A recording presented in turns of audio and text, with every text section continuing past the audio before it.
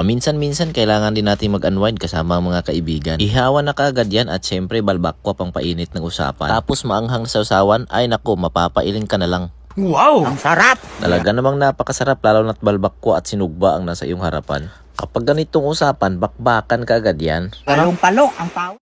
Ngayong araw mga idol, meron nga pala akong mga kasama. Mga taga-subaybay at mga solidong taga-suporta. Nakiusap kasi sila sa akin, baka pwede ko raw silang isama. Makikita lang daw kasi nila yung mga mukha nila sa bawat eksena'y masaya na sila. Kaya sabi ko kagad sa kanila, kung hindi naman sila maarte at mapili, ay wag na nating patagalin pa. Medyo malayo nga pala yung destinasyong pupuntahan namin ngayon. Adventure sa ilog ang aming gagawin para mas may exciting. Maglalaga nga muna pala kami ng saging habang hinahanda namin yung ibang lulutuin. May dala nga rin pala kaming napakalaking isda. Paki-comment nyo na nga rin sa ibaba kung anong pangalan nitong napakalaking isda. Nakita ko kasi itong tinitinda ng matanda. Sabi niya sa akin, masarap daw ito pang sugba. Syempre, wala naman akong idea sa isdang ito. Kaya itong kinalabasan niya, sinugba. Syempre, may dala rin kaming balat ng baka. Specialty ko dito, spicy balbakwa. Shoutout nga pala ako dito sa dalawang kasama ko. Emmanuel Celes ng Lumina Basketball Club. Isa nga pala siyang teacher. At si John Rigianan, ang tumaob ng ating sinugba. Isang empleyado ng sugarcane company dito sa Silay Negros Occidental. At syempre, dahil naghihilab na ang aming mga sikmura,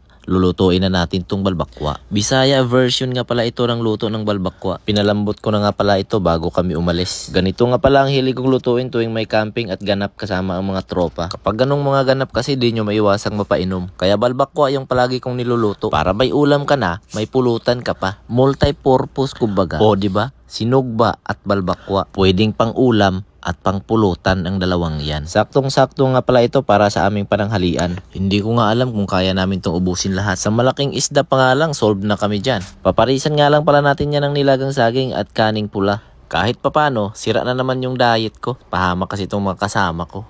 Tama nga pala yung sinabi ng matanda. Napakasarap nito sa sinugba. Hindi na pala ako lugi sa 450 pesos ko. Sulit na sulit, lalo na itong napakalambot na balbakwa. Hay nako, napakasarap. At napapashoutout ako sa'yo, Sir Nolet Barquera ng Lipa, Batangas. Since day 1, hindi nang iiwan yan. Kaya hindi ko makakalimutan sa ulado ko buong pangalan. Sa sobrang sarap ng balbakwa, pati kasama ko napanganga. At ito namang isa, parang nababaliw sa balbakwa.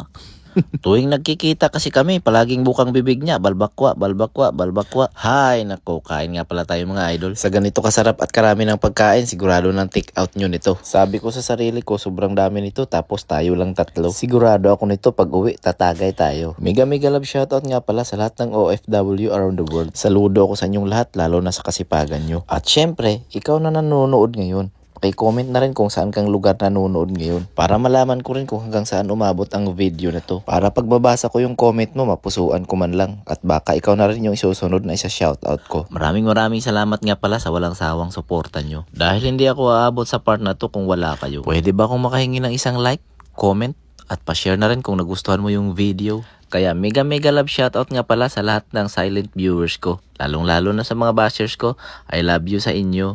Mag-comment ka din sa baba, baka ikaw na yung susunod na isasama ko. Tara, ligo tayo. See you!